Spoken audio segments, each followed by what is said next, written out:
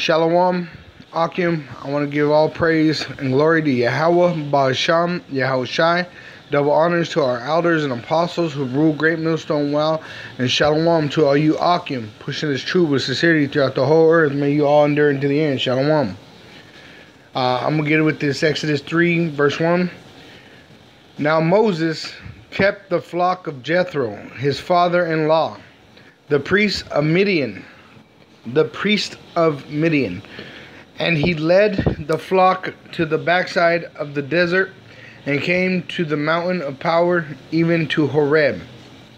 So this is the time after Moses killed the Egyptian in Egypt and fled for his life and ran, and eventually came across a group of people, the father being Jethro, which he eventually married a woman. That's why it's his father-in-law. Okay, verse 2. And the angel of Yahweh appeared unto him in a flame of fire out of the midst of a bush. And he looked, and behold, the bush burned with fire, and the bush was not consumed. So he was amazed at it. And Moses said, I will now turn aside and see this great sight, why the bush is not burnt. So it caught Moses' interest. And when Yahweh saw that he turned aside to see, when Yahweh saw the interest that he had, power called unto him out of the midst of the bush and said, Moses, Moses. And he said, Here am I. And that's what I just heard Elder Tar getting on. You brothers have to have passion in this. You have to have great zeal for the word of the Most High. You have to have a great zeal for this truth, for this faith. Okay? And the hatred for the white man ain't enough to endure you through this trials and tribulation. That's why you got to focus on the promises of the kingdom to come. Verse 5. And he said, Draw not nigh hither, put off thy shoes from off thy feet. So he humbled him. And that's the problem with a lot of brothers too. If you're not humble, and you want, you think you know it all, you're out of order. Because you need to take off your shoes. You got to make yourself vulnerable so that you could be chastised and corrected. But you also got to receive that correction with a willful mind. For the place whereon thou standest is holy ground. Moreover, and that's the thing about Jake. We don't know nothing about being holy. When we're in the world, being in the world is not holy. The word holy goes back to being separate, to be separated. All right. So when Moses came upon that burning bush, that land became holy, because the power of Yahweh was there dwelling. So that's also when you come up to to the camp, you come up to your elders, you got to take off your shoes. You got to make yourself vulnerable to be corrected, to be humbled. And if you can't do that, you ain't fit. You ain't fit for the kingdom, because the kingdom is for the children. And children, they need discipline. They need correction. They need leadership. They can't guide the house. That's what's wrong with these children today. That's why you see all this chaos in the world today. You see faggots and whores, because there's no correction on them. There's no chastisement. Well, that's the same in the house of the Most High. When you come into this truth, you're like a child. And you got to be humble enough to receive correction and chastisement. Verse 6. Moreover, he said, I am the power of thy father, the power of Abraham, the power of Isaac, and the power of Jacob. And Moses hid his face, for he was afraid to look upon power. See, he was humble. He didn't get all this pride and say, oh, the Lord chose me now. No, he was terrified. So he hid his face. Because you know what? When you start to learn these scriptures, it's not only seeing how filthy this world is, but how you are yourself. That's really what humbles you. Is every time you're in these scriptures, it corrects you. It chastises you. It disciplines you. It hurts. When you spank a child, it hurts. They cry. Well, that's the same with this word. When it cuts you, it's painful. But you're not supposed to be crying constantly. You're to endure. A righteous man falls 7 times, but rises. Verse 7. And Yahweh said, I have surely seen the affliction of my people, which are in Egypt, and have heard their cry by the reason of their taskmasters. And that's why in Jacob's trouble, it's going to get a lot worse, because these people love this place. They love this hell.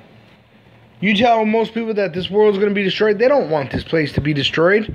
They're comfortable here in Egypt. They like the cucumbers and the watermelons and all these little pleasures that they get to have in their bondage, in their prison. But the devil is going to be exposed for who he is. Who's that so-called white man? The Edomites.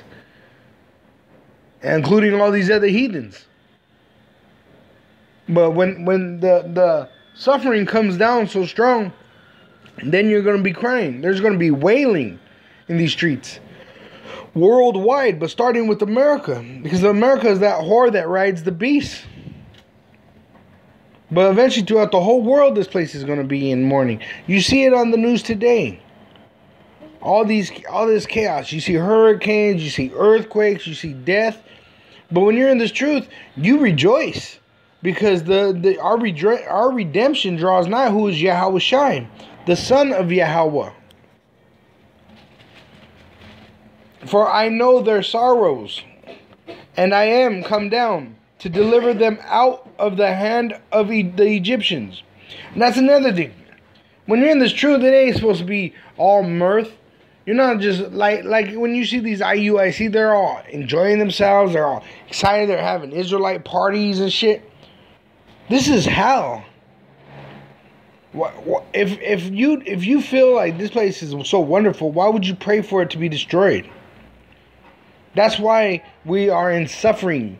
The Most High wants us to cry out for Him to save us with a sincere heart,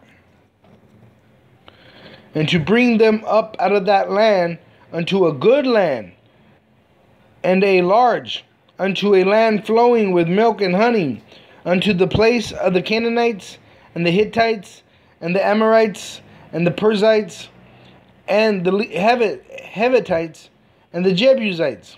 Now therefore, behold, the cry of the children of Israel, because Yahweh Shai only came for the children of Israel.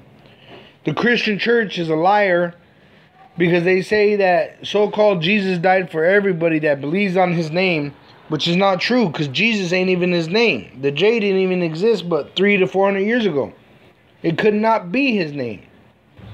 But also in the scriptures, if you read the Bible with a mature mind, automatically you know that it's not true that you just believe on Him like that. No, you gotta believe, meaning you gotta take on that lifestyle and start to try to keep those commandments out of faith. But faith is a gift. It's only given to them that it was made for. So, now therefore, behold, cry of the children of Israel. The cry of the children of Israel is come. And see, it doesn't say Christian. It doesn't say Baptist. It doesn't say believers. It doesn't say the saved. No, it says the children of Israel, which is a nation of people. You have to be bloodline connected through your father's lineage. And the children of Israel is come unto me. And I have also seen the oppression wherewith the Egyptians oppressed them. Right. Which we're in a bondage now. If you think this is a nice place, you love going to work every day, to get robbed by the so-called white men. When you get your check, they take all these taxes out. You can barely support your family. Your wife is always complaining because you ain't got enough. You know? If you enjoy this place, you deserve to be destroyed here, just like a heathen. Because oppression makes a wise man mad, and a gift destroyeth the heart. This is a ugly, bitter place. You know, there's two differences. There's a house nigga and a field nigga. If you love this place, you're a house nigga. The field nigga is the one that wants to run off every chance he gets. You know? And that's what we are. We're tired of being beat. We're tired of being robbed. We're tired of seeing our people destroyed. We're tired of serving our enemies. We're tired of the oppression. That's why we cry out. And we cry out every week in and week out. Every time we go out there in the camp and we proclaim the name of the Most High, we're crying out. We're crying for Him to come save us. But we're not just weekend Israelites. It's blood in, blood out. You got to be every day into this. Verse 10. Come now, therefore, and I will send thee unto Pharaoh, that thou mayest bring forth my people, the children of Israel, out of Egypt. See? And he sent a man. That's why you need the apostles, the elders and apostles of Great Millstone, to teach you this truth and to lead you so that you may have discernment. Verse 11. And Moses said unto Power, who am I, that I should go unto Pharaoh, and that I should bring forth the children of Israel out of Egypt? So he's so broken he can't even believe. Who am I? He's saying, who am I to do this task? You know. Verse 12. And he said, certainly I will be with thee, and this shall be. And that's the thing. He will be with thee. The Yahweh Ba'asham, Yahushai, is with the elders and apostles of Great Millstone. He ain't dealing with Nathaniel from IUIC. He ain't dealing with wannabe Black Panthers from ISUPK. Or the white man lover GOCC. He's dealing with GMS, Great Millstone, starting with the elders, starting with Elder Tahar, on the way down to the elders and apostles, and the men that serve under diligently, humbly, willing to be rebuked, chastised. Verse 12. And he said, certainly I will be with thee, and this shall be a token unto thee that I have sent thee. When thou hast brought forth the people out of Egypt, ye shall serve power upon this mountain. And Moses said unto Power, Behold, when I come unto the children of Israel, and shall say unto them, The power of your fathers have sent me unto you, and they shall say to me, What is his name? See, what is his name? IUIC ain't got his name. Even ISUPK, they may say Yahweh Ba'ashem Yahushai, but they don't got the reputation for the Most High. They act like he's only coming for the dark-skinned so-called Negroes. When that's a lie. When there's confusion of face. And they don't give honor to the elders. You know, and that's not being humbled. Remember, Moses was humbled. He said, take your shoes off of your feet, for this is holy ground where you stand. And that's one thing with ISUPK. They're proud. IUIC, proud. GOCC, proud. They don't want no correction, no rebuke, no chastisement. And they shall say to me, What is his name? What shall I say unto them? And Power said unto Moses, I am that I am. Yahweh. What does Yahweh mean? He exists. And he said, Thus shalt thou say unto them. Oh, Shalakia. Thus shalt thou say unto the children of Israel, I am. Meaning Yahweh, he exists. He that exists has sent me unto you. And Power said moreover unto Moses, Thus shalt thou say unto the children of Israel, Yahweh's power of your fathers, the power of Abraham. And see right there where it says Yahweh, the Lord, in capital, it actually says his name, Yahweh. So we have his name. We know his name.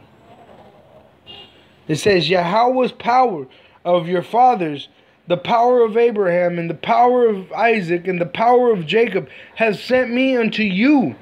This is my name forever. Yahweh is his name.